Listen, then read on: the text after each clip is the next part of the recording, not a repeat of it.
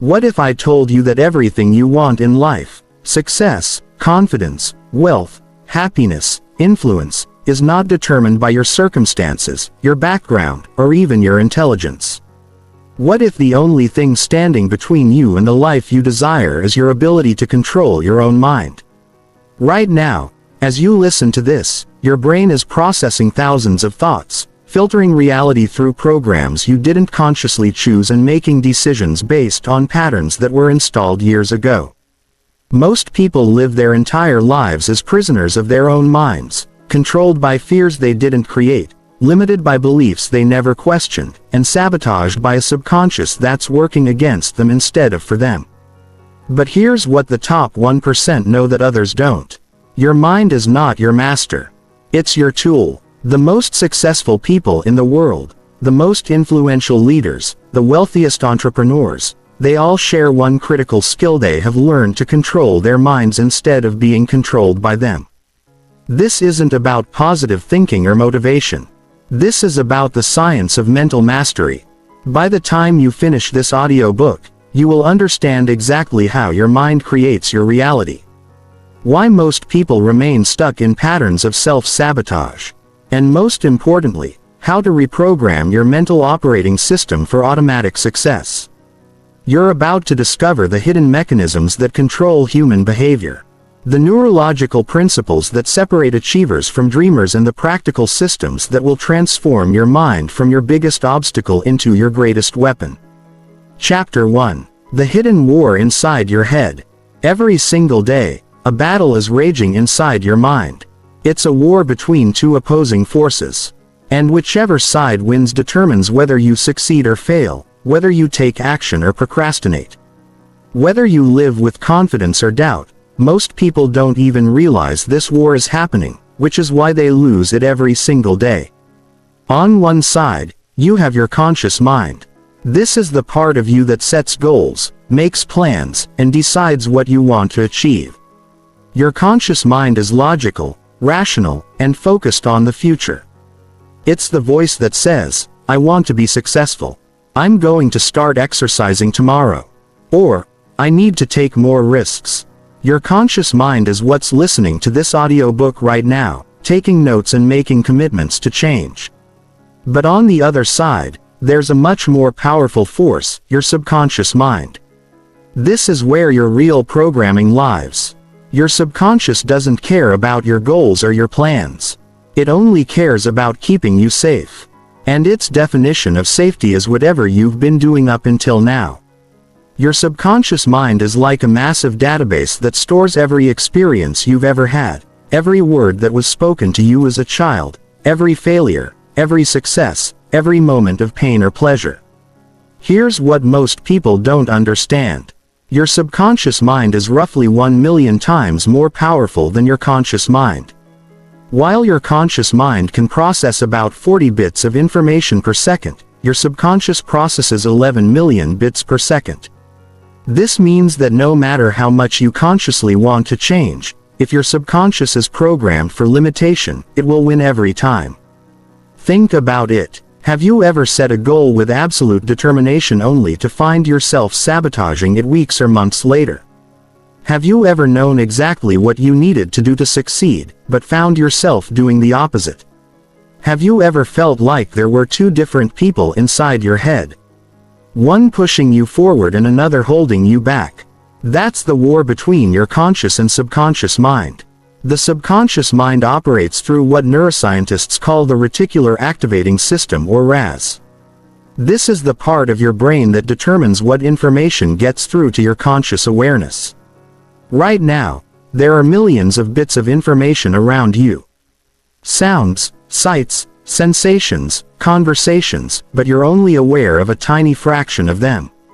Your RAS acts like a filter, deciding what's important enough for you to notice. Here's the crucial part. Your RAS filters reality based on your subconscious programming. If you've been programmed to believe that success is difficult, your RA will filter out opportunities and focus on obstacles. If you've been conditioned to expect failure, your mind will literally not see the evidence of your potential success. If you believe deep down that you're not worthy of love or wealth or recognition, Your RA will make sure you don't notice the people and opportunities that could change your life. This is why two people can look at the exact same situation and see completely different realities. One person sees opportunity. The other sees impossibility. One person sees a challenge to overcome. The other sees a reason to quit. One person sees proof that dreams can come true. The other sees evidence that success is reserved for other people. They're looking at the same world, but their subconscious programming is filtering it in completely different ways. The most successful people have learned to reprogram their subconscious mind to work for them instead of against them. They understand that changing your external world starts with changing your internal world. They know that if you want different results, you need different mental programming. But here's where most people go wrong. They try to change their programming using the same level of consciousness that created it. They use willpower. They try to think positive thoughts. They make vision boards and repeat affirmations. And while these things might work temporarily, they rarely create lasting change because they're not addressing the root cause, the subconscious programming that's running in the background. Real change happens when you understand how to access and reprogram your subconscious mind directly. When you learn to install new mental software that automatically guides you towards success instead of away from it. When you discover how to align your conscious goals with your subconscious programming so that success becomes inevitable rather than a struggle. The neuroscience behind this is fascinating. Your brain is constantly rewiring itself based on your thoughts, emotions and experiences. This process is called neuroplasticity, and it means that you can literally reshape your brain to support any outcome you desire. Every time you think a thought, your brain creates neural pathways. The more you repeat that thought, the stronger those pathways become. Eventually those pathways become so strong that the thought becomes automatic unconscious part of your identity. Most people have neural pathways that lead to limitation, fear and self-doubt because those are the thoughts they've been thinking most consistently. But you can create new neural pathways that lead to confidence, success, and abundance. You can literally rewire your brain for automatic achievement. The key is understanding that your subconscious mind learns through repetition, emotion, and visualization. It doesn't distinguish between what's real and what's vividly imagined. This is why athletes use mental rehearsal to improve their performance. Why successful entrepreneurs visualize their goals as already achieved, and why the most influential people in history understood the power of controlling their mental movies. Chapter 2: The Science of Mental Programming. Your mind is essentially a biological computer. And just like any computer, it operates based on the programming that's been installed. The difference is that most people never consciously chose their mental programming. It was installed automatically without their permission through a process that began the moment they were born. From birth to approximately age 7, your brain operates primarily in what neuroscientists call the theta brainwave state.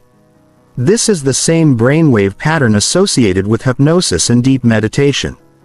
In this state, your conscious critical thinking mind is essentially offline.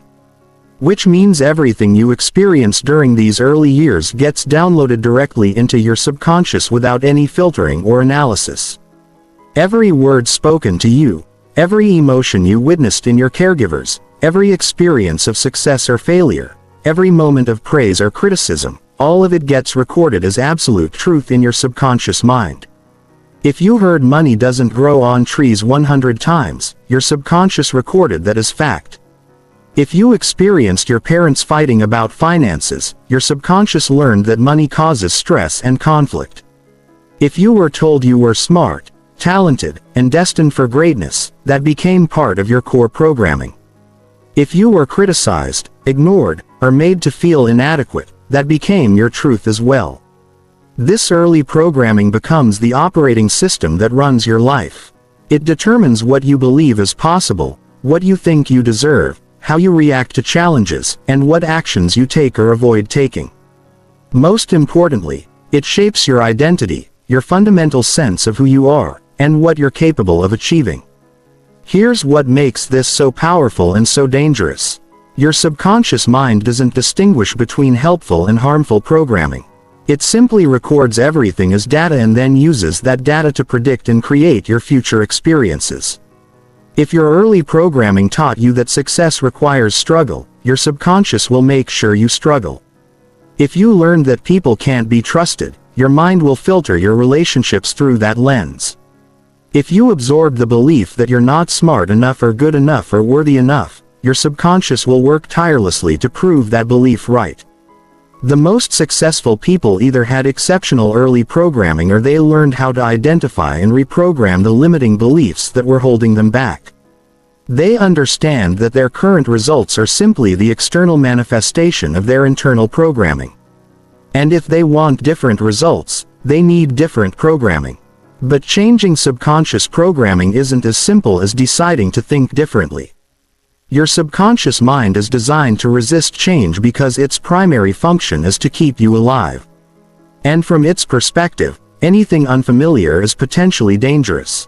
This is why most people find it so difficult to step outside their comfort zones, even when they consciously know that growth requires discomfort. Your subconscious equates familiar with safe and unfamiliar with dangerous. If you've been programmed for struggle, success will feel unfamiliar and therefore dangerous. If you've been conditioned for scarcity, abundance will trigger resistance. If you've learned to stay small, stepping into your power will activate every internal alarm system you have. This is why willpower alone rarely creates lasting change. Willpower is a function of your conscious mind. But your subconscious is much more powerful. It's like trying to drive a car with one foot on the gas and the other on the brake. You might move forward temporarily, but eventually you'll burn out the engine. The key to lasting change is learning to reprogram your subconscious so that it supports your conscious goals instead of sabotaging them. This requires understanding the specific mechanisms through which subconscious change occurs. There are three primary pathways: repetition, emotional intensity, and altered states of consciousness. Repetition works because your brain is constantly looking for patterns. When you consistently expose your mind to new ideas, beliefs, and visualizations, you begin to create new neural pathways. At first, these pathways are weak like footpaths through a forest. But with consistent repetition, they become stronger and more automatic, eventually becoming superhighways of thought that guide your behavior without conscious effort. Emotional intensity accelerates this process because your brain pays more attention to experiences that are emotionally charged. This is why traumatic events can create instant and lasting change in behavior and why positive experiences that are deeply felt can also reshape your programming quickly. When you combine new ideas with strong positive emotions, you can create rapid subconscious change. Altered states of consciousness such as meditation, visualization, and hypnosis work because they temporarily quiet your conscious mind and allow direct access to your subconscious programming. In these states, you can install new beliefs and behaviors more easily because your critical analytical mind isn't rejecting or filtering the new information. The most effective approach combines all three. You repeatedly expose your mind to empowering beliefs and visualizations. You generate strong positive emotions around your desired outcomes. And you practice these techniques in relaxed meditative states where your subconscious is most receptive to change. Chapter 3. The Reticular Activating System. Your reality creation mechanism. Deep inside your brain stem, there's a small network of neurons that has more control over your success and happiness than your education, your connections, your circumstances, or even your intelligence. It's called the Reticular Activating System. And understanding how it works will fundamentally change how you approach every aspect of your life. The RAS is essentially your brain spam filter. Every second, your sensory organs are bombarded with approximately 11 million bits of information. That's 11 million pieces of data about sights, sounds, smells, textures, temperatures, and internal sensations. If your conscious mind had to process all of this information, you would be completely overwhelmed within seconds. You wouldn't be able to function, think, or make decisions.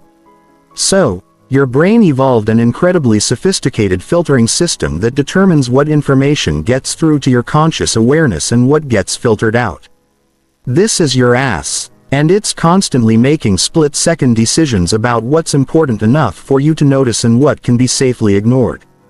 Here's the crucial part. Your RA doesn't filter information based on what's objectively important. It filters information based on what it believes is important to you. And those beliefs are determined by your subconscious programming. Your RA looks for evidence that supports your existing beliefs, expectations, and self-concept, and it filters out information that contradicts them. This is why when you buy a new car, you suddenly start seeing that same model everywhere. The cars were always there, but your RA wasn't programmed to notice them because they weren't relevant to your identity or goals. But once you bought the car, it became part of your self-concept. So your RA started filtering it through to your conscious awareness. The same principle applies to every area of your life.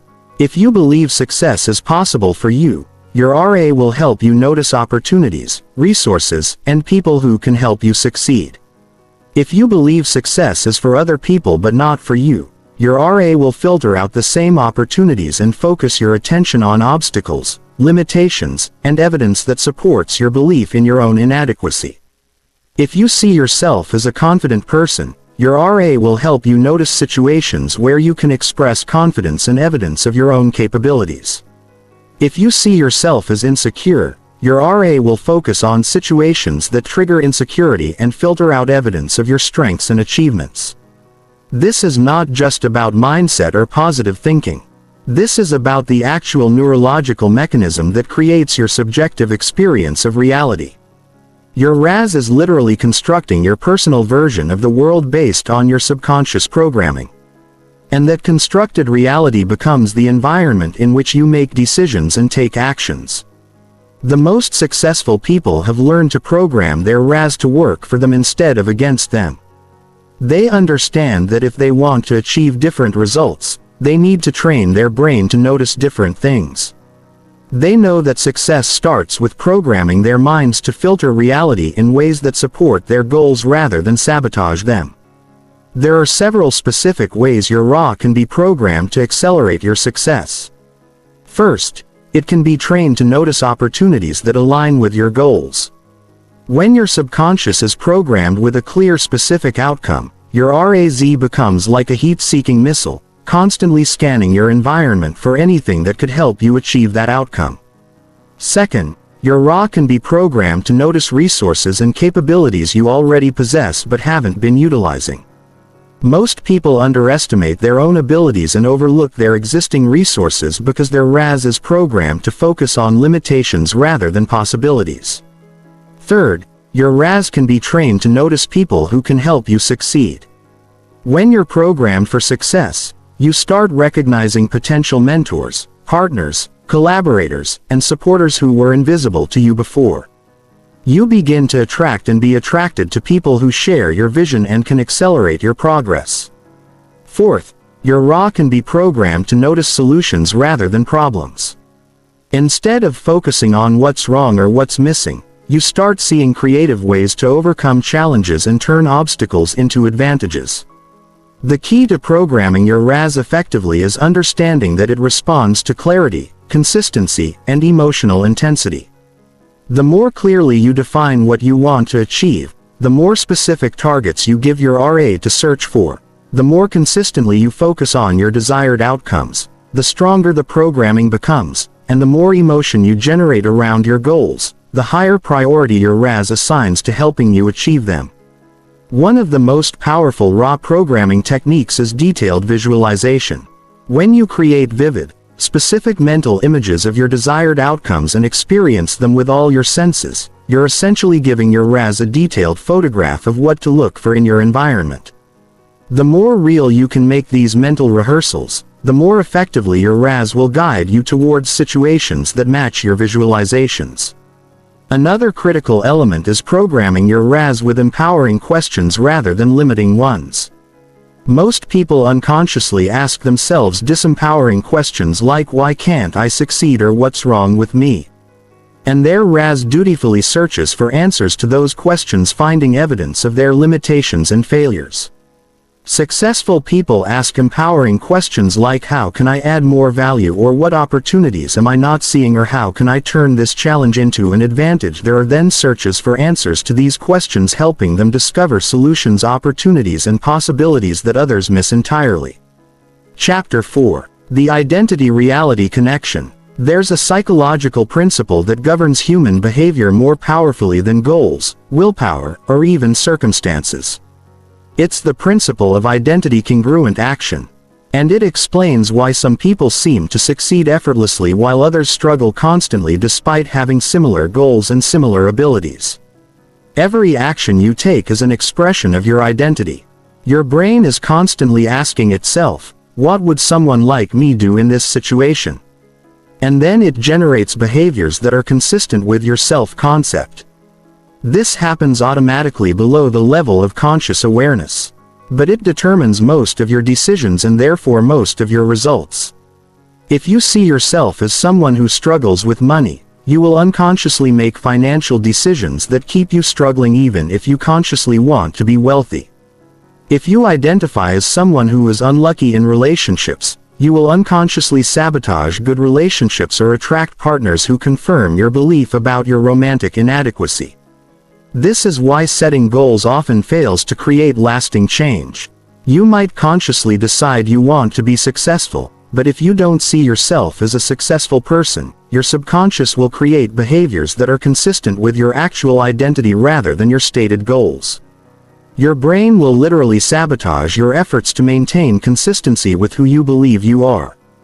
The most successful people understand this principle and use it strategically instead of trying to achieve their way into a new identity. They adopt the identity first and then let their actions flow naturally from that new self-concept. They become the type of person who would naturally achieve their goals, and then achieving those goals becomes inevitable. This is the difference between outcome-based goals and identity-based goals. Outcome-based goals focus on what you want to have or achieve. Identity-based goals focus on who you want to become. When you focus on outcomes, you're constantly swimming against the current of your existing identity. When you focus on identity, you're allowing the current to carry you toward your desired results. For example, instead of setting a goal to lose $30, you would adopt the identity of someone who takes excellent care of their body. Instead of setting a goal to make $1 million, you would adopt the identity of someone who creates massive value for others. Instead of setting a goal to find the perfect relationship, you would adopt the identity of someone who is worthy of love and capable of loving deeply. When you truly embody these identities, the corresponding actions become natural and effortless. Someone who takes excellent care of their body doesn't struggle with diet and exercise decisions. Someone who creates massive value doesn't struggle with income. Someone who is worthy of love doesn't struggle with relationship dynamics. But changing your identity isn't as simple as deciding to see yourself differently. Your identity is formed through accumulated evidence over time. Every action you take either reinforces your current identity or provides evidence for a new one. This is why small consistent actions are so powerful for identity change. Each time you act in a way that's consistent with your desired identity, you're casting a vote for that version of yourself. The key is to start with actions that are small enough to be sustainable but significant enough to reinforce your new identity. If you want to become someone who is in excellent physical shape, start by doing 10 push-ups every morning. If you want to become someone who is financially successful, start by tracking your expenses every day. If you want to become someone who is confident and charismatic, start by making eye contact and smiling at one stranger every day. These small actions might seem insignificant, but they're actually programming your subconscious with evidence of your new identity. Over time, as the evidence accumulates, your brain begins to accept this new version of yourself as real, and larger behavioral changes become natural and automatic. Another powerful identity change technique is to study people who already embody the identity you want to adopt. How do they think? How do they speak? How do they carry themselves? What daily habits and routines do they follow? What values do they prioritize? What decisions do they make when faced with challenges or opportunities? As you begin to model their thought patterns, behaviors, and decisions, you're essentially reverse engineering their identity and installing it in your own mind. This isn't about copying their external behaviors superficially. It's about understanding and adopting the internal framework that generates those behaviors naturally. The most successful identity transformation involves aligning your environment, your relationships, your daily habits, and your mental focus with your desired identity. If you want to become wealthy, surround yourself with people who think about money the way wealthy people do. If you want to become fit, create an environment that makes healthy choices easy and unhealthy choices difficult. Your identity is also reinforced by the language you use to describe yourself both internally and externally. Most people unconsciously use language that reinforces their current limitations. I'm not good with money. I'm not a morning person. I'm not confident in social situations. Every time you use this kind of language, you're programming your subconscious to maintain these identities. Successful people are very careful about the language they use to describe themselves. Instead of saying, I'm trying to lose weight, they say, I'm someone who takes care of my body. Instead of saying I'm working on being more confident, they say I'm a confident person who is still developing my skills. The subtle difference in language creates a completely different subconscious program. Chapter 5. The Neuroscience of Habit Formation. Your daily habits are the compound interest of self-improvement. Every habit you perform is a vote for the type of person you wish to become. And over time, these votes accumulate into your identity and your destiny. Understanding the neuroscience behind habit formation gives you the power to consciously design the automatic behaviors that will carry you towards success. At the neurological level, habits are formed through a process called chunking. When you first learn a new behavior, your brain has to consciously process every step. This requires significant mental energy and attention. But as you repeat the behavior consistently, your brain begins to group the individual actions into a single chunk, creating what neuroscientists call an automatic behavior sequence. This chunking process involves the basal ganglia, a primitive part of your brain that's responsible for automatic behaviors. As a habit becomes more established, activity in the prefrontal cortex, the part of your brain responsible for decision-making and willpower, actually decreases. This is why established habits require very little mental energy or conscious effort. They become as automatic as breathing or walking. The habit formation process follows a specific neurological pattern called the habit loop. This loop consists of three components: the cue, the routine, and the reward. The cue is the trigger that initiates the habit. The routine is the behavior itself. The reward is the positive feeling or benefit you receive from performing the behavior. Understanding this loop gives you the power to design habits strategically. If you want to establish a positive habit, you need to identify a clear cue, define the specific routine you want to perform, and ensure there's a meaningful reward.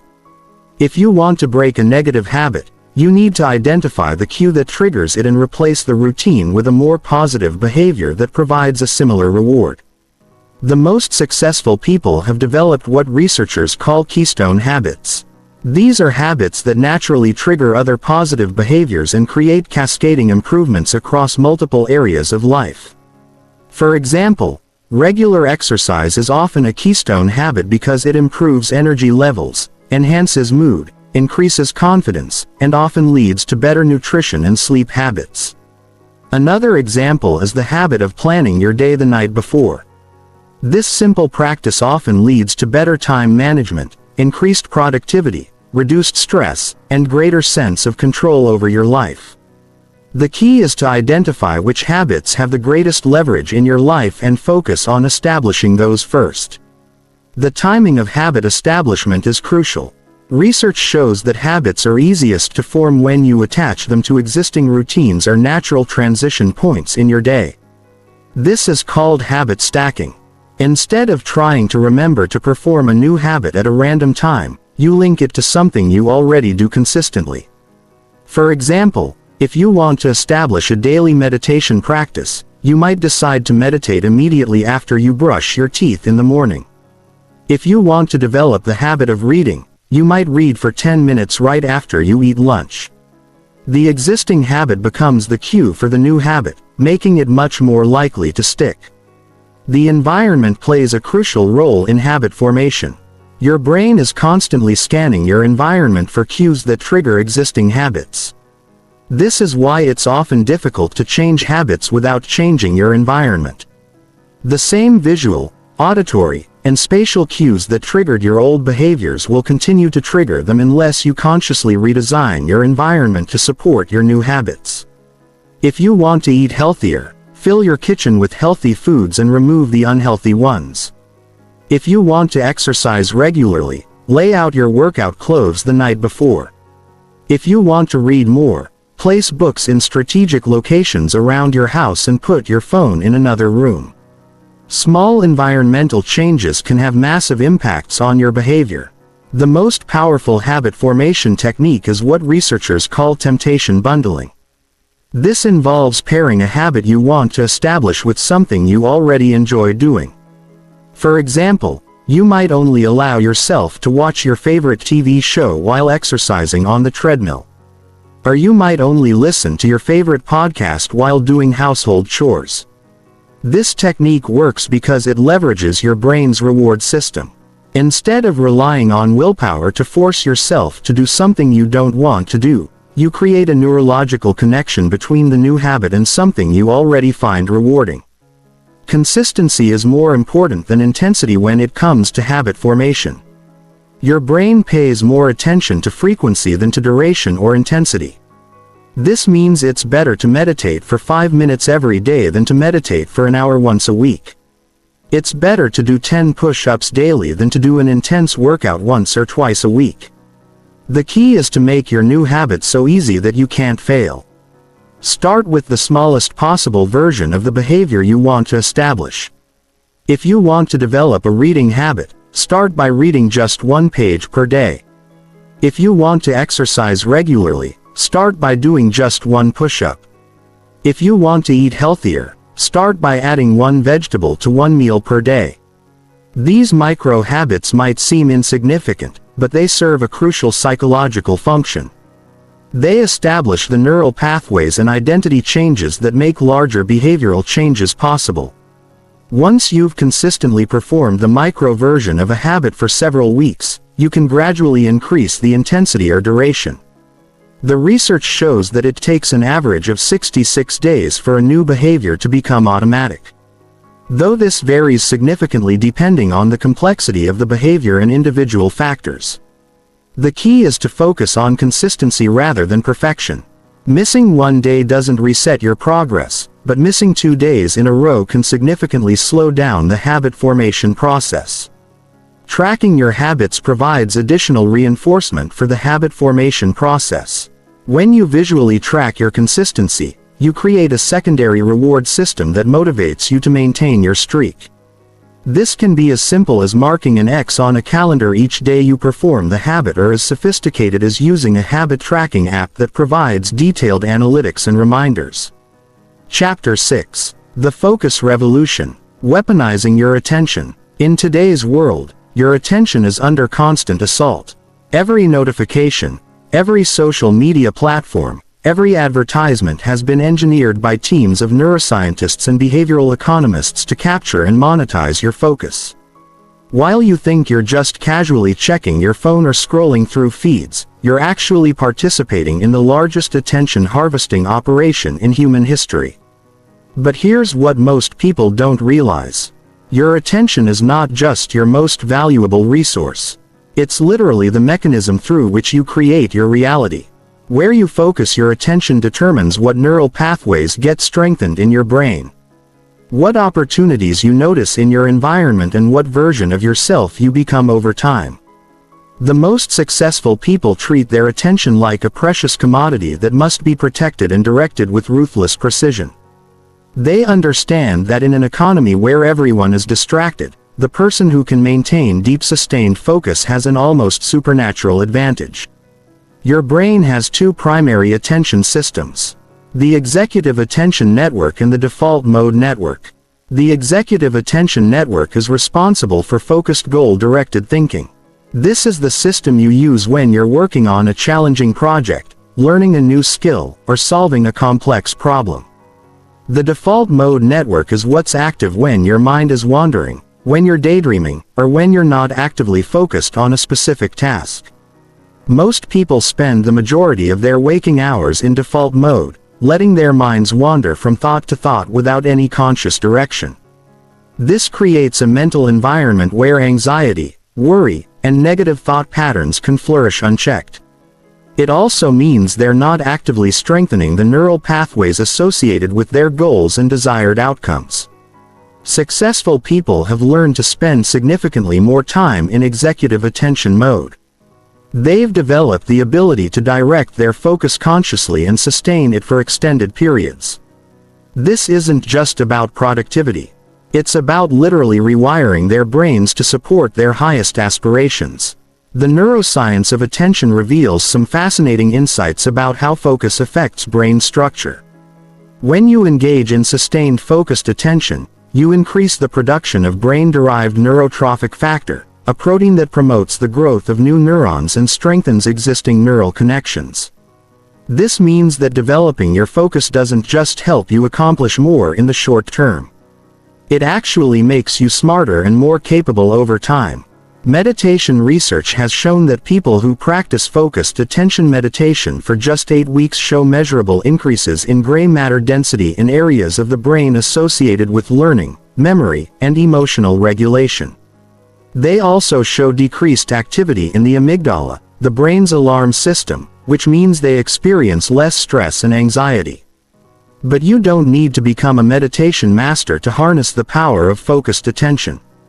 You can start developing this capacity immediately by implementing strategic focus protocols throughout your day. The key is to alternate between periods of intense focus and strategic rest in a way that maximizes both performance and recovery. One of the most powerful focus techniques is what researchers call deliberate practice. This involves focusing your attention on the specific aspects of a skill or task where you need improvement rather than just going through the motions. When you practice deliberately, you're not just strengthening general neural pathways. You're building precise mental circuits that enhance your capabilities in targeted areas. For example, if you want to become more confident in social situations, deliberate practice would involve consciously focusing on specific elements of social interaction. Making eye contact, speaking with authority, reading body language, asking engaging questions, and practicing these elements with full attention rather than just hoping to get better through general social exposure. Another crucial aspect of focus mastery is learning to manage your mental environment. Your brain's attention system is heavily influenced by your physical environment, your energy levels, and your emotional state. Most people try to force focus through willpower alone. But successful people optimize all the factors that support sustained attention. This means managing your sleep to ensure your brain has the energy required for deep focus. It means designing your physical environment to minimize distractions and maximize concentration. It means timing your most challenging mental work for when your energy levels are naturally highest, typically in the first few hours after waking. The practice of attention management also requires learning to say no to anything that doesn't align with your highest priorities. Every yes to one thing is a no to something else. And most people say yes to too many low-value activities, leaving insufficient attention for the high-impact work that could transform their lives. Successful people develop what researchers call attention residue awareness. They recognize that when you switch from one task to another, part of your attention remains stuck on the previous task. This residue reduces your cognitive capacity and makes it harder to perform at your best. This is why batching similar tasks and minimizing task switching is so powerful for maintaining peak mental performance. The most advanced focus practitioners also learn to use their attention as a tool for emotional regulation. When you notice yourself experiencing anxiety, anger, or other disruptive emotions, you can consciously redirect your attention to more constructive mental objects, breathing, positive visualizations, or solution-focused thinking. This isn't about suppressing emotions. It's about choosing where to place your mental energy moment by moment. Focus training also involves developing meta-attention, the ability to notice when your mind has wandered and gently redirect it back to your chosen target. This skill is like a mental muscle that gets stronger with practice. The more you notice mind wandering and redirect your attention, the faster you'll catch it next time and the easier it becomes to maintain sustained focus. Chapter 7. Emotional Mastery. Controlling the chemical cocktails of success. Your emotions are not random events that happen to you. They are neurochemical responses generated by your brain based on your thoughts, interpretations, and mental programs. Understanding this gives you tremendous power because it means you can learn to influence your emotional states consciously rather than being at their mercy. Most people live their lives as emotional victims, believing that their feelings are caused by external circumstances beyond their control. They think happiness comes from getting what they want. Confidence comes from external validation and motivation comes from feeling inspired. This external locus of emotional control keeps them trapped in reactive patterns where their performance and well-being are constantly at the mercy of unpredictable outside forces. Successful people operate from an internal locus of emotional control. They understand that emotions are generated from the inside out, not the outside in. They know that their emotional states are primarily determined by how they interpret events, not by the events themselves.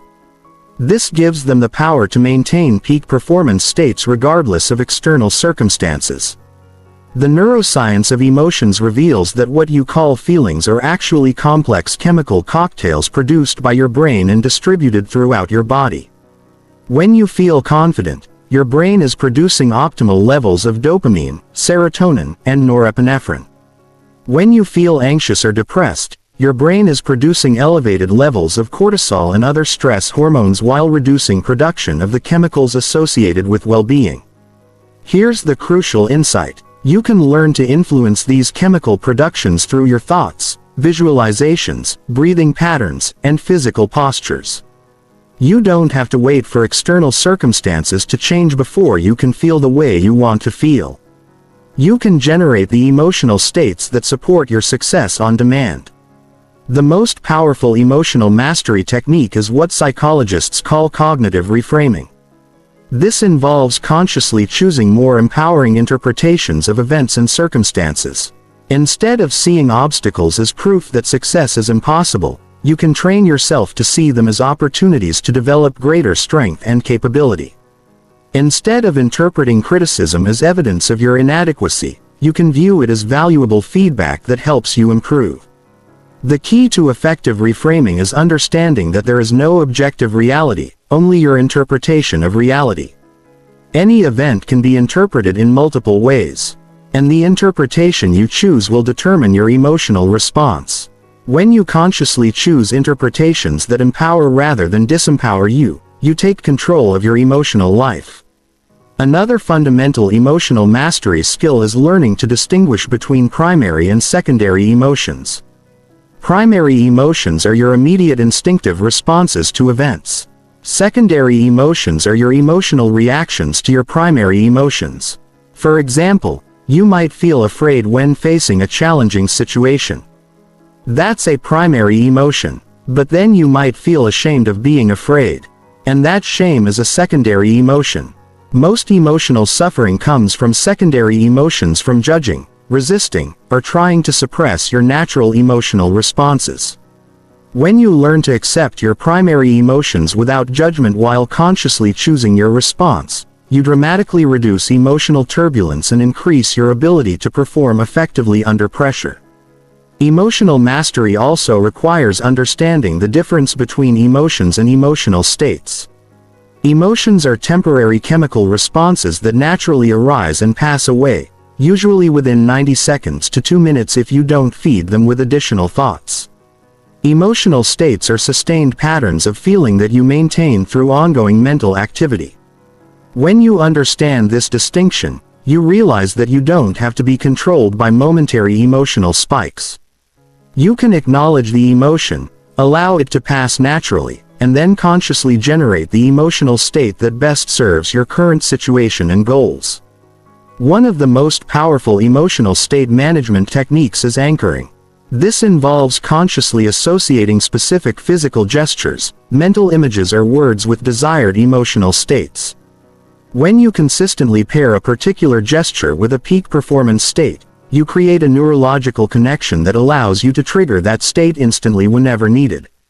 Professional athletes use this technique constantly. They develop pre-performance routines that reliably generate confidence, focus, and optimal arousal levels. You can use the same principle to generate states of confidence before important meetings, creativity before brainstorming sessions, or calm focus before challenging conversations. Breathing is one of the most immediate and powerful tools for emotional state management. Your breathing pattern directly influences your nervous system, which in turn affects your emotional state. When you breathe rapidly and shallowly, you activate your sympathetic nervous system and generate feelings of anxiety or agitation. When you breathe slowly and deeply, you activate your parasympathetic nervous system and promote feelings of calm and clarity. The most successful people have learned specific breathing techniques for generating different emotional states. Box breathing 4 counts in, hold for 4, 4 counts out, hold for 4, is excellent for generating calm focus. Power breathing, rapid energetic breathing can quickly generate energy and motivation. Heart coherence, breathing 5 seconds in, 5 seconds out while focusing on feelings of gratitude or appreciation generates optimal emotional states for both performance and well-being. Physical posture also has a direct impact on emotional state through what researchers call embodied cognition. When you stand tall with your shoulders back and chest open, you increase testosterone production and decrease cortisol levels. This creates feelings of confidence and reduces anxiety. When you slouch or collapse your posture, you create the opposite effect. The practice of emotional rehearsing is another powerful technique used by high performers. Before entering challenging situations, they mentally rehearse not just what they'll do, but how they'll feel and how they'll manage their emotional state throughout the interaction. This mental preparation allows them to maintain optimal emotional states even under pressure. Advanced emotional mastery involves learning to use negative emotions as information and fuel rather than allowing them to derail your performance. Fear can be reinterpreted as excitement and anticipation. Anger can be channeled into determination and focus. Frustration can be transformed into motivation for improvement. The key is developing what psychologists call emotional granularity, the ability to identify and distinguish between subtle differences in emotional states. Most people operate with a very limited emotional vocabulary, which makes it difficult to manage their emotions effectively. When you can precisely identify what you're feeling, you can respond more appropriately and skillfully. Chapter 8. The Mental Conditioning Revolution. Your mind, like your body, responds to consistent conditioning. Just as physical training gradually builds strength, endurance, and coordination, mental conditioning systematically builds focus, resilience, confidence, and cognitive flexibility. The most successful people don't leave their mental development to chance. They follow specific mental training protocols designed to optimize their psychological performance. Mental conditioning operates on the principle of progressive overload, the same concept used in physical fitness training. By gradually exposing your mind to increasingly challenging mental demands, you build psychological capabilities that seemed impossible before. This isn't about motivation or willpower. It's about systematically expanding your mental capacity through deliberate practice.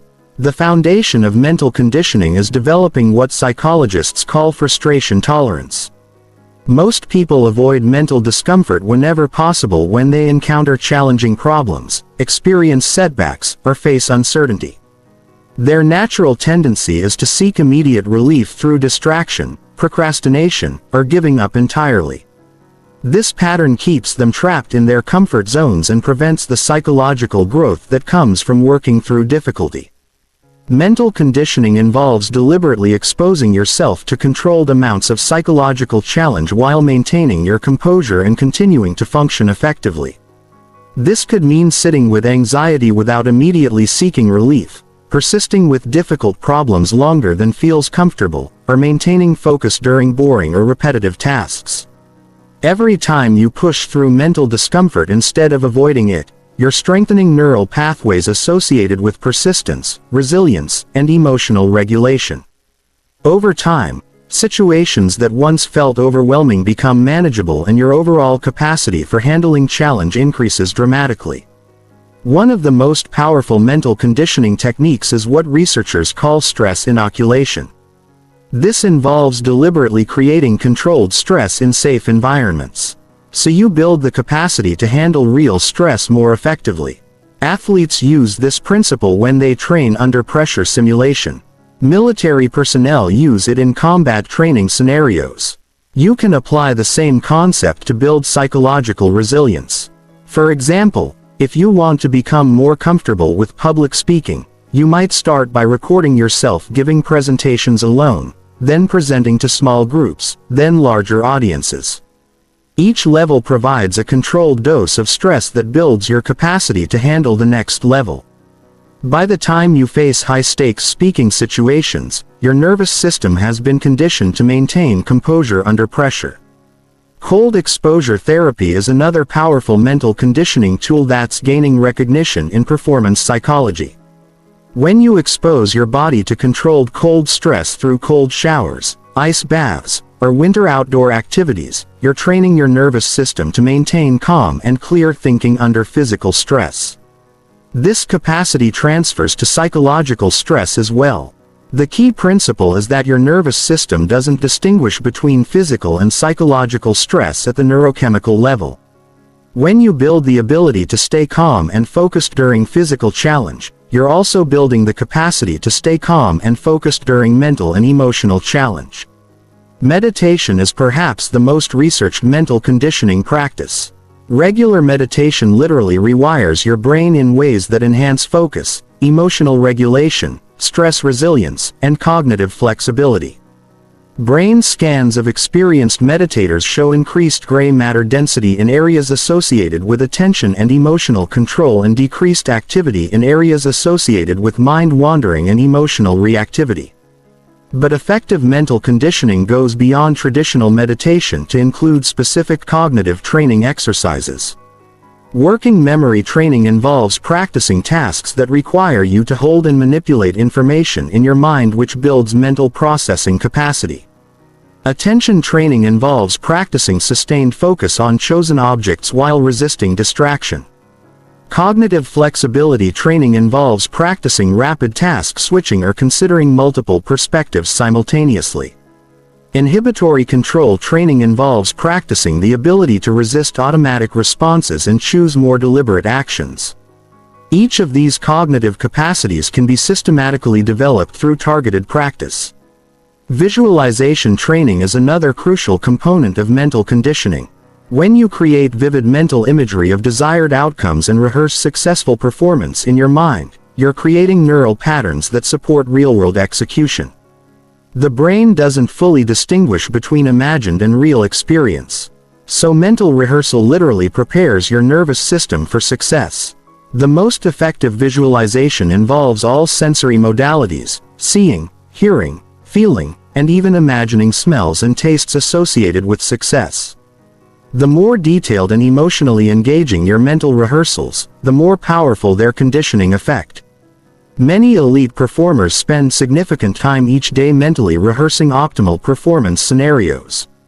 Mental conditioning also involves developing what researchers call cognitive load management. This is the ability to perform effectively even when your mental resources are partially depleted by stress, fatigue, or competing demands. Most people's performance degrades significantly when they're operating under cognitive load. But mental conditioning can minimize this degradation. This involves practicing important skills and decision-making processes while artificially increasing cognitive load through background tasks, time pressure, or environmental stress. When you can maintain performance quality under these challenging conditions, normal circumstances feel effortless by comparison. Another advanced mental conditioning technique is adversity rehearsal. This involves mentally rehearsing how you'll respond to potential setbacks, failures, or obstacles before they occur. By pre-experiencing challenging scenarios in your imagination and rehearsing effective responses, you build psychological resilience and reduce the shock value of real adversity. The practice of mental contrasting is also valuable for conditioning your mind for realistic optimism. This involves visualizing your desired outcomes while also honestly acknowledging the obstacles and challenges you'll likely face. This balanced approach prevents both naive optimism and paralyzing pessimism while building genuine confidence based on realistic preparation. Mental conditioning requires consistent practice over time. Just as physical fitness deteriorates without regular exercise, mental conditioning benefits fade without ongoing practice.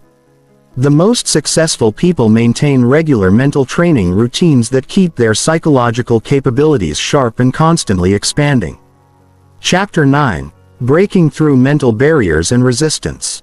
Every person who has ever achieved anything significant has had to overcome the most sophisticated sabotage system ever created, their own mind.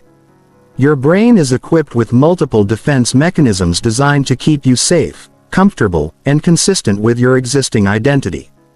While these mechanisms served important functions in our evolutionary past, they now often prevent the very changes and growth that would lead to success and fulfillment. Understanding these mental barriers is the first step to overcoming them.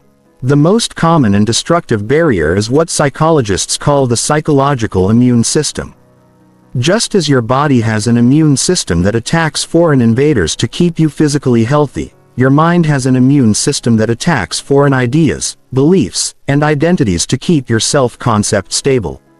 When you try to adopt new beliefs about what's possible for you, when you attempt to step into a larger version of yourself, or when you start behaving in ways that contradict your historical patterns, your psychological immune system activates. It generates doubt, fear, procrastination, and self-sabotage to pull you back into familiar territory. This is why most people experience the greatest resistance just as they're about to break through to a new level. It's not a sign that something is wrong. It's a sign that you're approaching the edge of your current identity and your mind is trying to protect the status quo. Recognizing this pattern allows you to push through the resistance instead of being defeated by it. Another major mental barrier is what researchers call learned helplessness. This occurs when you've experienced repeated failures or setbacks in a particular area and your brain has concluded that success in that area is impossible. Even when circumstances change and success becomes achievable, the learned helplessness program continues to generate defeatist thinking and prevent you from taking effective action. Learned helplessness is particularly insidious because it feels like realistic assessment rather than psychological limitation. Your mind presents convincing evidence for why success isn't possible, drawing from your past experiences to build a compelling case for giving up. Breaking through learned helplessness requires understanding that your past results were determined by your past capabilities and circumstances, not your future potential. The imposter syndrome represents another common mental barrier. Particularly among high achievers, this involves the persistent fear that you're not as competent as others believe and that you'll eventually be exposed as a fraud. Even when you achieve objective success, imposter syndrome generates anxiety and prevents you from fully owning your accomplishments or stepping into greater challenges. Imposter syndrome is maintained by attributing your successes to luck, timing or other external factors while attributing your failures to internal inadequacies. Overcoming this barrier requires consciously retraining your attribution patterns to acknowledge your role in creating positive outcomes while viewing setbacks as temporary learning opportunities rather than evidence of fundamental inadequacy. Perfectionism creates another significant mental barrier, though it's often disguised as a positive trait. While high standards can be valuable, Perfectionism becomes destructive when it prevents action or when it creates paralyzing fear of making mistakes. Perfectionistic thinking often manifests as all or no reasoning, where anything less than perfect performance feels like complete failure. The antidote to perfectionism is developing what researchers call good enough thinking. This involves setting standards that are high enough to produce quality results but realistic enough to permit action and learning. It means understanding that excellence emerges through iteration and refinement, not through attempting perfection on the first try. Analysis paralysis represents another common form of mental resistance. This occurs when you become stuck in endless research, planning and preparation without ever taking action. While preparation is valuable, analysis paralysis uses the pursuit of certainty as an excuse to avoid the discomfort and risk inherent in taking action toward your goals. Breaking through analysis paralysis requires accepting uncertainty as a permanent condition of life and developing comfort with making decisions based on incomplete information. It means understanding that taking imperfect action and adjusting based on feedback is almost always more effective than waiting for perfect clarity that may never come. Fear-based thinking creates perhaps the most pervasive mental barriers. Your brain is wired to scan for potential threats and generate fear responses to keep you safe. In modern environments, this threat detection system often creates excessive fear of psychological risks, rejection, failure, judgment, financial loss that prevents you from pursuing opportunities for growth and success. The key to managing fear-based thinking is understanding the difference between real threats and imagined threats.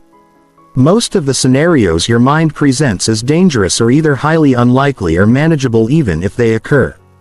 Learning to evaluate risks rationally rather than emotionally allows you to take appropriate action despite fear. Cognitive biases represent another category of mental barriers. These are systematic errors in thinking that influence your perceptions and decisions in predictable ways. Confirmation bias leads you to seek information that confirms your existing beliefs while ignoring contradictory evidence. Anchoring bias causes you to rely too heavily on the first piece of information you receive about a topic. Overconfidence bias leads you to overestimate your abilities or the accuracy of your judgments, while negativity bias causes you to give disproportionate weight to negative information and experiences. Understanding these biases doesn't eliminate them, but it allows you to compensate for their effects and make more accurate assessments. The sunk cost fallacy represents a particularly destructive cognitive bias where you continue investing time, energy, or resources into unproductive activities because you've already invested so much that stopping feels like admitting waste. This prevents you from cutting losses and redirecting your efforts toward more promising opportunities. Social conditioning creates additional mental barriers through the installation of limiting beliefs about what's possible or appropriate for someone in your circumstances. These beliefs are often absorbed unconsciously from family, culture, media, and peer groups. They operate as invisible constraints that prevent you from even considering certain possibilities or pursuing certain goals. Breaking through social conditioning requires developing awareness of these inherited beliefs and consciously examining whether they serve your current aspirations. It means questioning assumptions about what's normal, possible, or appropriate for you, and being willing to violate social expectations when they conflict with your authentic goals. The key to breaking through all mental barriers is understanding that resistance is not evidence that you should stop. It's evidence that you're approaching something important. The magnitude of resistance is often proportional to the significance of the breakthrough waiting on the other side. Chapter 10. The Daily Mental Mastery System. Mental mastery isn't achieved through occasional heroic efforts or sporadic bursts of motivation. It's built through consistent daily practices that gradually rewire your brain and establish new default patterns of thinking, feeling, and behaving. The most successful people follow systematic daily routines that continuously upgrade their mental operating systems. Your morning routine sets the neurochemical and psychological tone for your entire day. Most people unconsciously start their day in reactive mode, immediately checking phones, consuming news, or jumping into urgent tasks. This activates stress hormones and puts your nervous system in a defensive, scattered state that persists throughout the day. A strategic morning routine begins before you encounter any external inputs. The first hour after waking is when your brain is most neuroplastic and receptive to programming. This is your daily opportunity to consciously install empowering beliefs, generate optimal emotional states, and activate the neural networks associated with your highest goals.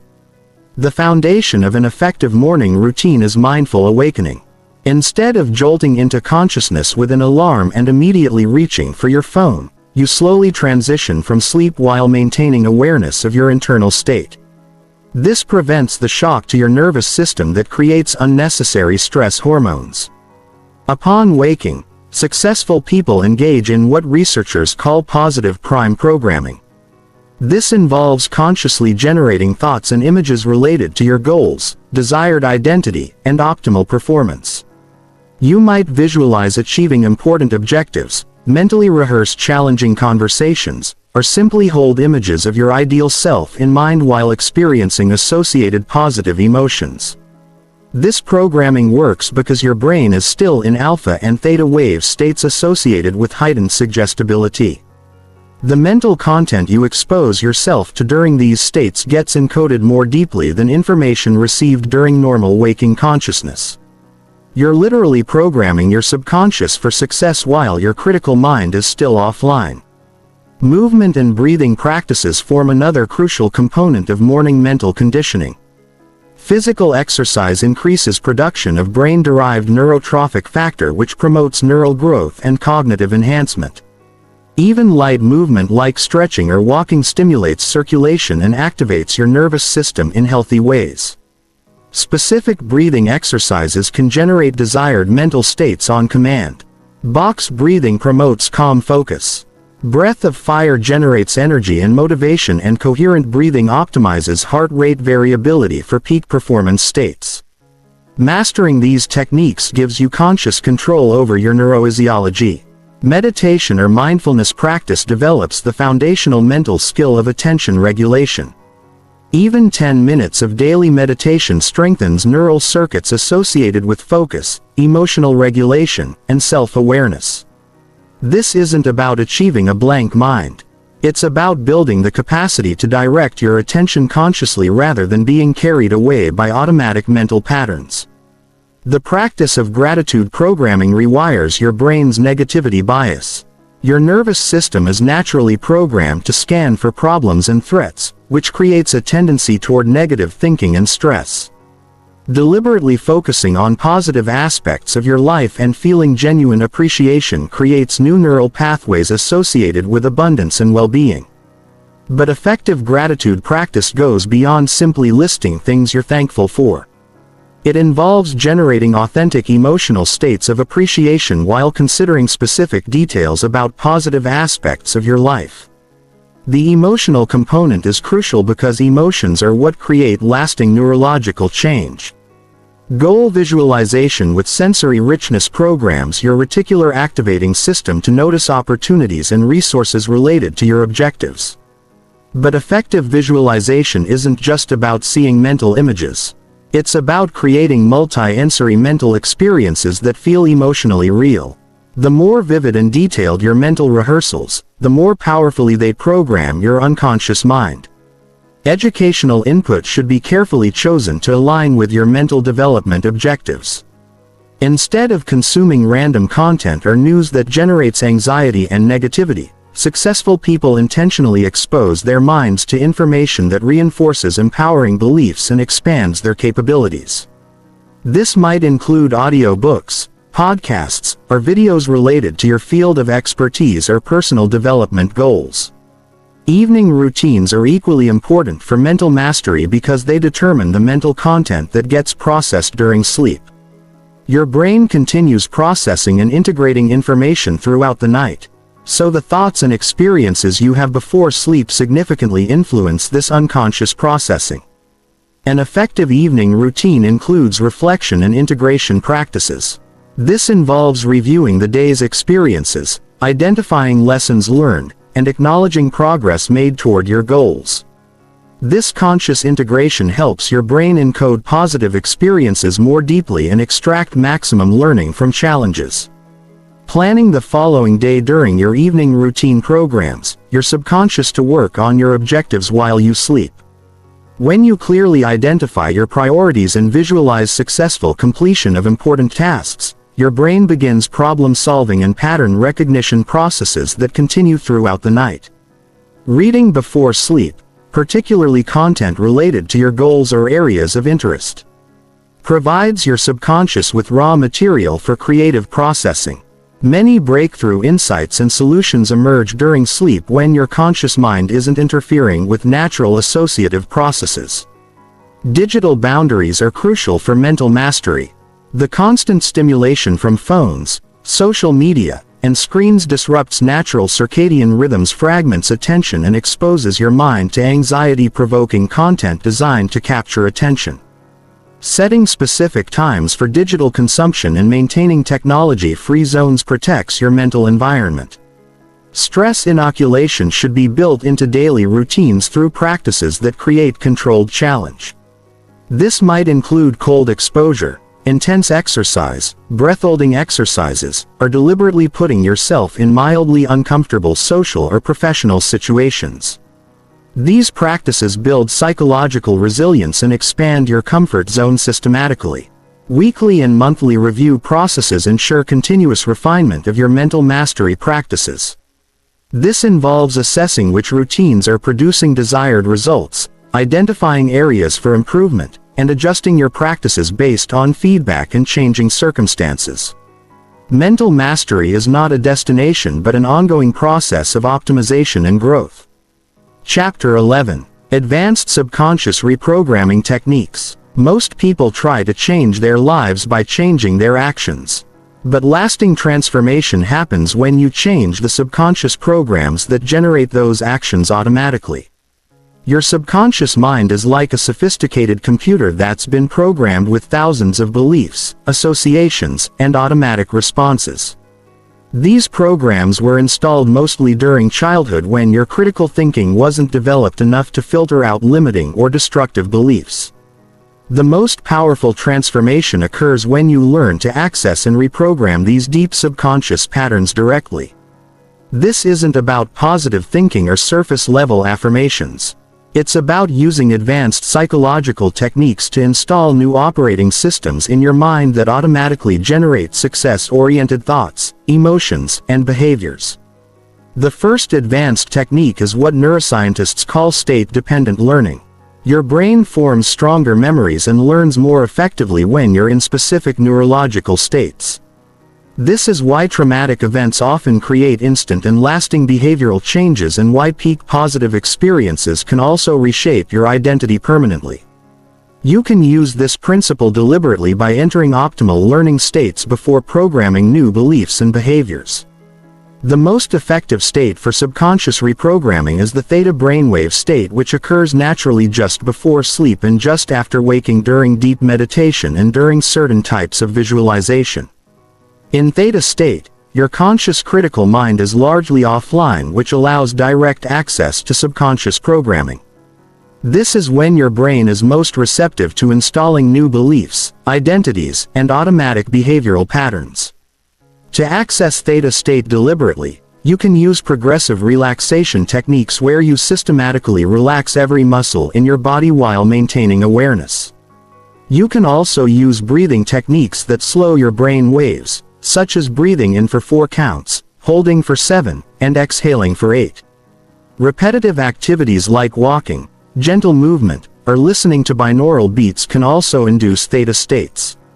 Once you're in theta state, you can begin installing new subconscious programming through what researchers call experiential visualization. This goes far beyond simple mental imagery to create complete sensory experiences that feel real to your subconscious mind. The key is to visualize your desired identity and outcomes with all 5 senses while generating authentic emotional states associated with success. For example, if you want to reprogram yourself for financial abundance, you wouldn't just visualize having money. You would create a complete sensory experience of living abundantly. Seeing yourself in prosperous environments. Hearing the sounds associated with success. Feeling the emotions of security and freedom. Even imagining the tastes and smells associated with an abundant lifestyle. The more real you make these experiences, the more powerfully they reprogram your subconscious. Another advanced reprogramming technique is called temporal shifting. This involves using your imagination to install positive memories and remove the emotional charge from negative ones. Since your subconscious doesn't distinguish between real and vividly imagined experiences, you can literally create new past experiences that support your desired identity. This technique involves revisiting challenging experiences from your past and reimagining them with you. Responding from a place of strength, wisdom, and capability. You're not denying that negative events happened. You're changing your internal representation of those events to extract empowering lessons rather than limiting beliefs. Over time, these new internal representations become more prominent in your memory than the original experiences. You can also use temporal shifting to create future memories by vividly experiencing successful outcomes in your imagination with full sensory detail and authentic emotion. You create neural patterns that guide your subconscious toward making those experiences reality. Your brain begins to treat these imagined futures as memories to be recreated rather than fantasies to be dismissed. The technique of identity anchoring involves associating specific physical gestures, postures or movements with your desired identity characteristics. Every time you embody the posture of confidence, success or determination while feeling those emotions authentically, you create stronger neural associations between the physical state and the psychological state. Eventually, simply adopting the posture will trigger the associated emotional and mental patterns automatically. Professional performers and athletes use this technique extensively. They develop signature physical gestures that instantly trigger peak performance states. You can create your own confidence anchors, focus anchors, creativity anchors, or any other state you want to access on demand. The key is to practice these associations consistently until they become automatic. Environmental programming is another powerful subconscious reprogramming tool. Your brain is constantly being programmed by your environment through a process called incidental learning. Most people don't realize they're being programmed by the books they read, the people they spend time with, the media they consume, and the physical spaces they inhabit. You can use environmental programming deliberately by surrounding yourself with inputs that reinforce your desired identity and goals. This means choosing books, podcasts, videos, and conversations that expose your subconscious to the thinking patterns of successful people. It means spending time in environments that make you feel inspired and capable. It means associating with people who embody the characteristics you want to develop. The practice of mental rehearsal goes beyond simple visualization to include complete behavioral sequences. This involves mentally practicing not just outcomes but the entire process of achieving those outcomes. You rehearse handling obstacles, making decisions, interacting with people, and executing strategies. This comprehensive mental practice creates neural pathways that make real-world execution feel familiar and automatic. Sleep programming utilizes the fact that your subconscious mind remains active and receptive during sleep. By listening to carefully crafted audio programs while sleeping, you can program new beliefs and behaviors without conscious resistance. The key is using content that's designed specifically for subconscious absorption rather than conscious learning. Advanced practitioners also use what's called belief stacking, where you build new empowering beliefs on top of existing beliefs rather than trying to replace them entirely. This reduces psychological resistance because you're expanding your belief system rather than contradicting it. For example, instead of trying to replace the belief that success is difficult with the belief that success is easy, you might install the belief that you're someone who thrives on challenges and turns difficulty into opportunity. Chapter 12. Building Unshakable Mental Resilience. Mental resilience is not about avoiding stress, setbacks, or challenges. It's about developing the psychological capacity to maintain optimal performance and emotional stability regardless of external circumstances. The most successful people aren't those who face fewer obstacles. They're those who have developed the mental strength to transform obstacles into opportunities for growth and advancement. Resilience operates on multiple levels. Cognitive resilience allows you to maintain clear thinking under pressure. Emotional resilience enables you to regulate your feelings during challenging situations. Behavioral resilience helps you continue taking productive action even when motivation is low. And physiological resilience ensures your body can handle stress without breaking down. The neuroscience of resilience reveals that psychological toughness is not a fixed trait you're born with. It's a set of cognitive and emotional skills that can be systematically developed. Brain imaging studies show that resilient people have stronger connections between their prefrontal cortex and their amygdala, which means they can maintain rational thinking even when their alarm systems are activated. The foundation of mental resilience is developing what psychologists call distress tolerance. Most people have very low tolerance for psychological discomfort, which means they immediately seek relief whenever they experience anxiety, frustration, boredom, or uncertainty. This pattern keeps them trapped in narrow comfort zones and prevents the growth that comes from working through challenging situations. Building distress tolerance involves deliberately exposing yourself to controlled amounts of psychological discomfort while maintaining your composure and continuing to function effectively. This could mean sitting with anxiety without immediately distracting yourself, persisting with boring tasks longer than feels natural, or maintaining focus during frustrating situations without giving up. Every time you push through psychological discomfort instead of avoiding it, you're literally rewiring your brain to handle greater levels of challenge. The neural pathways associated with persistence, patience, and emotional regulation become stronger, while the pathways associated with avoidance and emotional reactivity become weaker. One of the most powerful resilience-building techniques is adversity inoculation. This involves deliberately creating controlled challenges in your daily life so you build the capacity to handle real adversity more effectively. This might mean taking cold showers to build physical and mental toughness, setting artificial deadlines to work under time pressure, or putting yourself in mildly uncomfortable social situations to build confidence. The key principle is that your nervous system adapts to whatever level of challenge you regularly expose it to. If you consistently avoid discomfort, your tolerance for challenge decreases over time. If you regularly expose yourself to manageable levels of difficulty, your capacity for handling stress increases systematically. Cognitive resilience involves developing thinking patterns that maintain clarity and optimism even during difficult circumstances.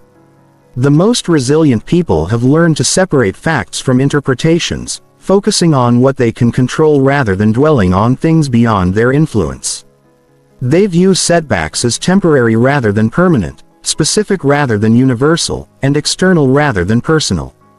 This involves mastering what psychologists call cognitive restructuring, the ability to consciously choose more empowering interpretations of challenging events.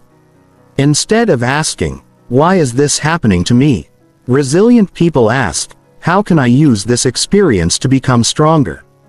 Instead of thinking "This proves I can't succeed," they think "This shows me what I need to work on next."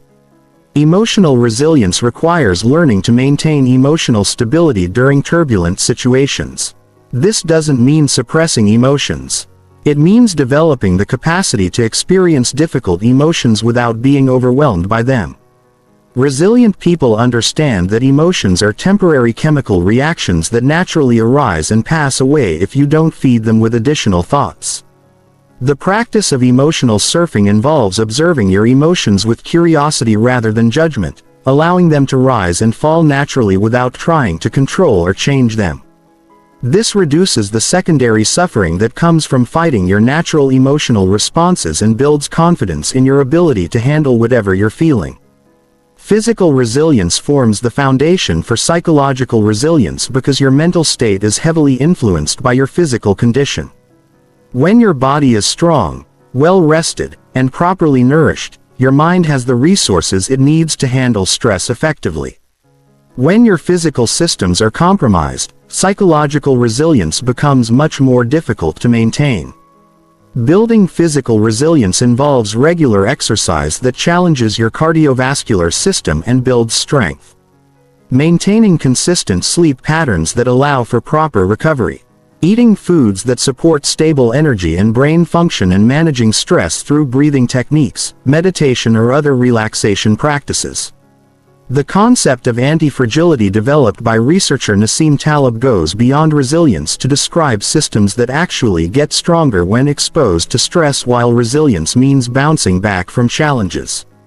Anti-fragility means using challenges as fuel for growth and improvement.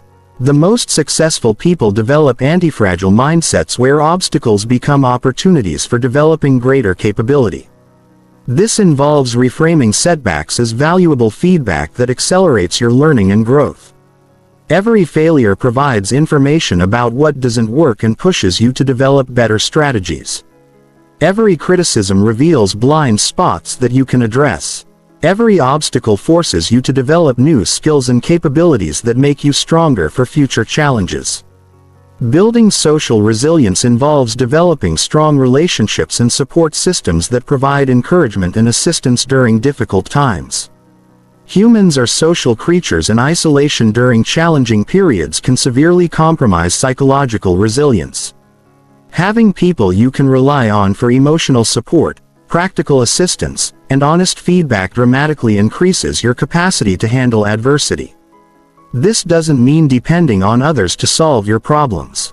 It means building relationships where you can give and receive support mutually. The strongest people understand that asking for help when needed is a sign of wisdom, not weakness, and that supporting others builds their own resilience as well. Recovery rituals are essential for maintaining resilience over time. Just as physical muscles need rest after intense training, your psychological systems need regular recovery to maintain peak performance. This might involve daily meditation, weekly nature walks, monthly digital detoxes, or quarterly retreats where you step back from daily pressures and reconnect with your deeper values and objectives. The practice of meaning-making helps transform suffering into strength by finding purpose in challenging experiences. When you can identify how difficulties contribute to your growth, help you serve others more effectively, or prepare you for greater opportunities, you transform pain into power. This doesn't mean being grateful for suffering, but it means extracting maximum value from difficult experiences. Chapter 13. The Psychology of Influence and Persuasion. Understanding the psychology of influence isn't about manipulating others. It's about communicating more effectively, building stronger relationships, and creating positive change in your environment. When you understand how human psychology works at a fundamental level, you can present your ideas more persuasively, inspire others to take action, and build the kind of relationships that accelerate your success. The foundation of all influence is understanding that people make decisions based on emotions and then justify those decisions with logic. While people believe they're rational decision makers, neuroscience reveals that emotions drive most choices, and reasoning is often used after the fact to support decisions that were made unconsciously. This means effective influence involves engaging both emotional and logical systems in the brain. The most powerful influence technique is building genuine rapport and trust. People are far more likely to be influenced by someone they like, trust, and feel understands them. This isn't about superficial charm or manipulation. It's about developing authentic connection through deep listening, empathy, and genuine interest in others' perspectives and experiences. Rapport is built through multiple channels, matching communication styles, finding common ground, demonstrating understanding of others' challenges and goals, and consistently following through on commitments. When people feel that you genuinely care about their well-being and success, they become naturally more receptive to your ideas and suggestions. The principle of reciprocity is one of the most fundamental drivers of human behavior. People have a deep psychological need to return favors and maintain balance in their relationships. This means that providing value before asking for anything in return creates a powerful psychological tendency for others to want to help you in return. Effective use of reciprocity involves looking for ways to help others achieve their goals, solve their problems, or improve their situations without expecting immediate returns. This could mean sharing valuable information, making introductions, providing support during challenging times, or simply giving sincere recognition and appreciation. The key is that your help must be genuine and valuable, not trivial or self-serving. Social proof is another powerful influence mechanism. People naturally look to others' behavior as a guide for their own actions. Especially in uncertain situations when you can demonstrate that others, particularly others similar to your audience, have successfully adopted your recommendations or achieved positive results. You create powerful motivation for people to follow similar paths. This principle can be applied by sharing success stories and testimonials, highlighting popular choices or common behaviors, and creating environments where positive actions are visible and celebrated. The key is ensuring that the social proof you provide is authentic and relevant to your audience's situation and aspirations. Authority and credibility significantly influence how receptive people are to your ideas. This doesn't necessarily mean formal credentials or titles. It means demonstrating genuine expertise, experience, and wisdom in areas relevant to your message. People are naturally inclined to follow guidance from those they perceive as knowledgeable and competent. Building authentic authority involves continuously developing your knowledge and skills, sharing valuable insights and information, acknowledging the limits of your expertise, and consistently demonstrating good judgment in your decisions and recommendations.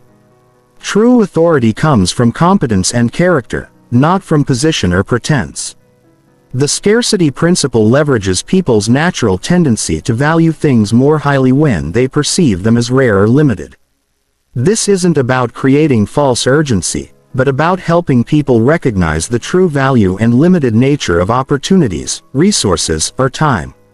When people understand that something valuable won't be available indefinitely, they're more motivated to take action. Effective use of scarcity involves highlighting genuine limitations, deadlines, or exclusive opportunities while providing clear information about why these limitations exist. The key is authenticity. Manufactured scarcity backfires when people recognize it as manipulation rather than genuine circumstance. Commitment and consistency drive much human behavior because people have a strong psychological need to align their actions with their stated beliefs and previous commitments. When people make public commitments or take small initial actions toward a goal, they become much more likely to follow through with larger actions that support consistency with their earlier choices. This principle can be leveraged by helping people articulate their values and goals clearly, encouraging small initial commitments that align with desired larger actions, and creating opportunities for people to make public declarations of their intentions. The key is ensuring that commitments are genuine and self-determined rather than coerced. Effective storytelling is one of the most powerful influence tools because stories engage emotions, bypass analytical resistance, and help people visualize themselves in similar situations. When you can illustrate your points through compelling narratives that people can relate to, you create much more persuasive communication than through abstract arguments or data alone. Powerful stories include relatable characters, challenging obstacles, and satisfying resolutions that demonstrate the benefits of adopting your recommendations. The most effective stories position your audience as the hero of their own journey rather than casting yourself in that role. You want people to see themselves succeeding, not just admire your successes. The contrast principle influences perception by highlighting differences between options or before and after scenarios. People evaluate options relative to alternatives rather than in absolute terms, which means that how you frame comparisons significantly affects decision-making. By strategically presenting contrasts, you can help people recognize the value of your recommendations more clearly. This might involve comparing current situations with potential futures, highlighting the differences between taking action and maintaining the status quo, or demonstrating the relative value of different approaches to achieving goals. The key is presenting honest comparisons that help people make better decisions rather than manipulating their perceptions. Advanced influence involves understanding and adapting to different personality types and communication preferences. Some people are motivated primarily by logic and data while others respond more to emotions and relationships. Some prefer detailed information while others want concise summaries. Some need time to consider decisions while others prefer to decide quickly. The most influential people develop flexibility in their communication styles, learning to present their ideas in ways that resonate with their specific audience's preferences and decision-making patterns.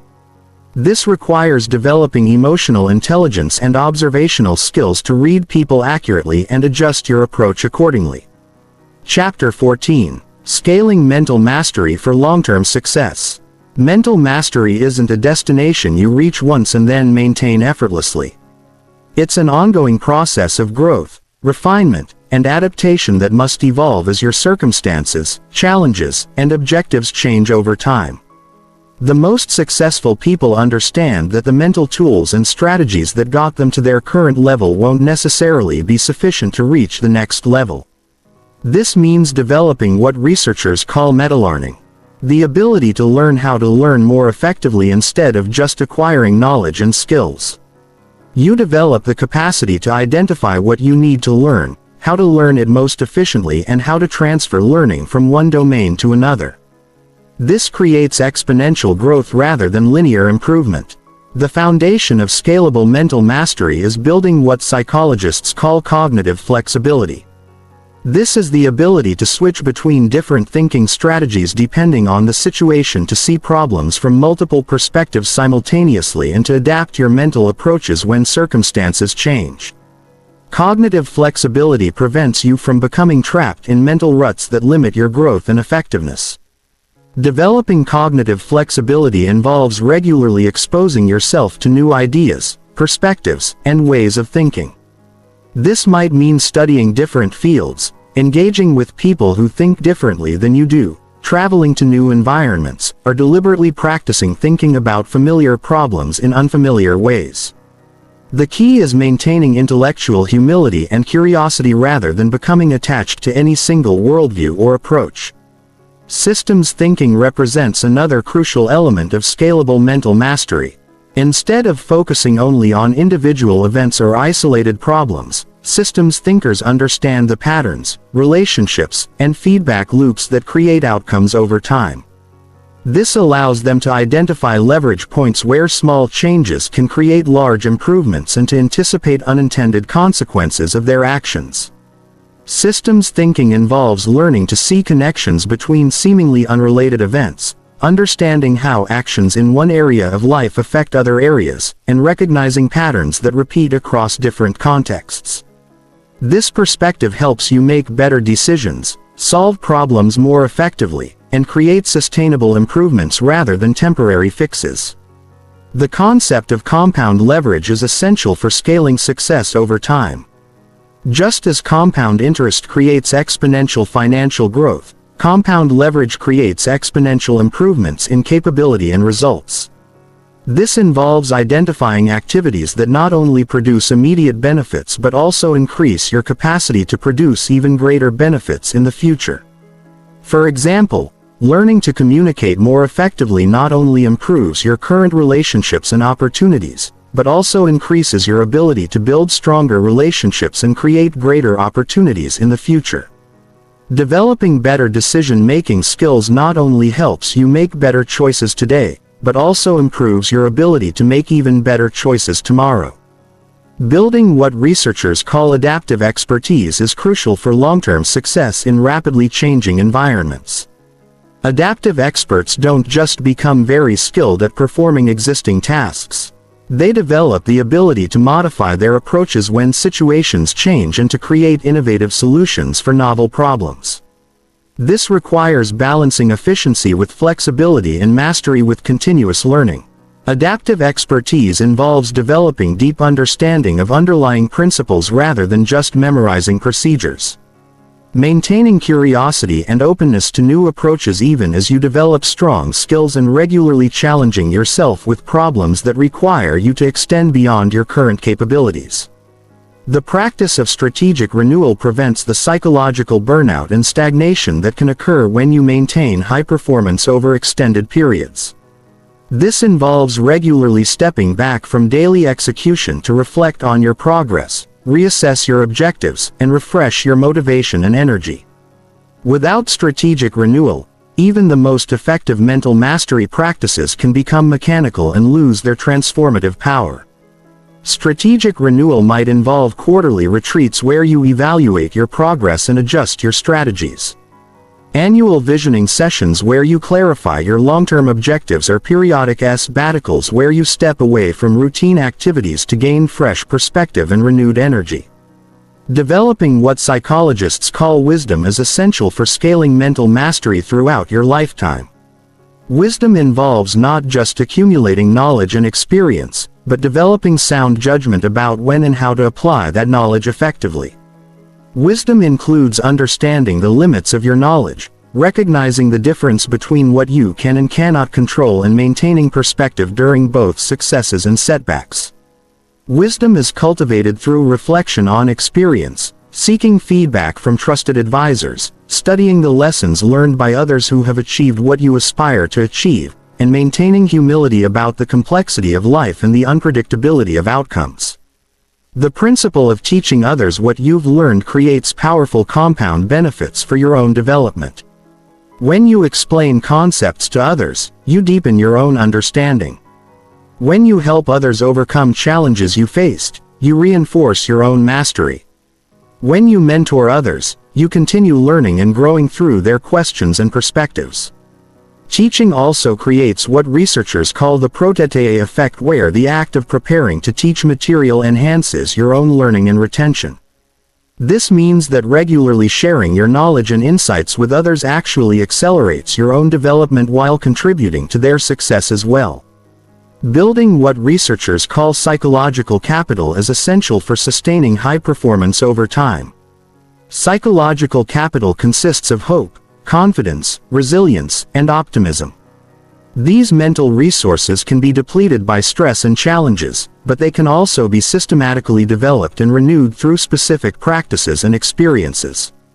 This involves regularly setting and achieving meaningful goals to build confidence, maintaining optimistic but realistic expectations about the future, developing multiple pathways to achieve your objectives, and building strong support systems that help you recover from setbacks and maintain motivation during challenging periods.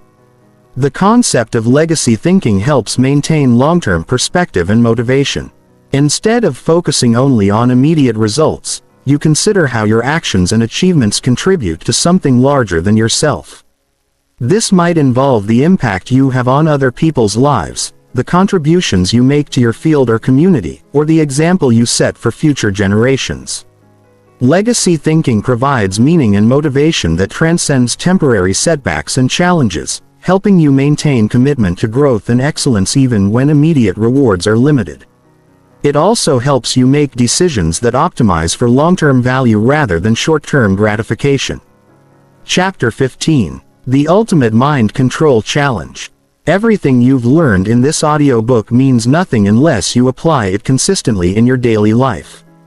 Knowledge without action is just entertainment. And transformation requires not just understanding these principles, but embodying them until they become automatic parts of who you are. The gap between knowing what to do and actually doing it consistently is where most people fail. But it's also where the greatest opportunities for breakthrough exist.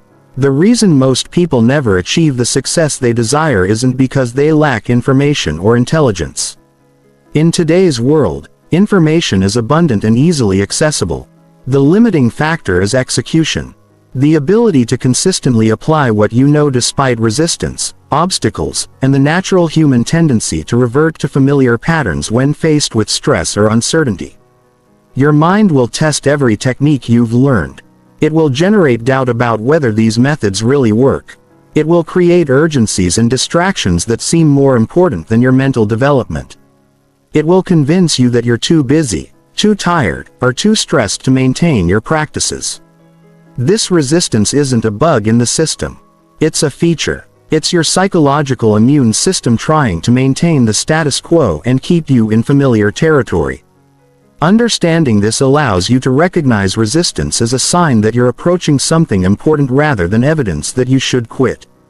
The magnitude of internal resistance is often proportional to the significance of the breakthrough waiting on the other side.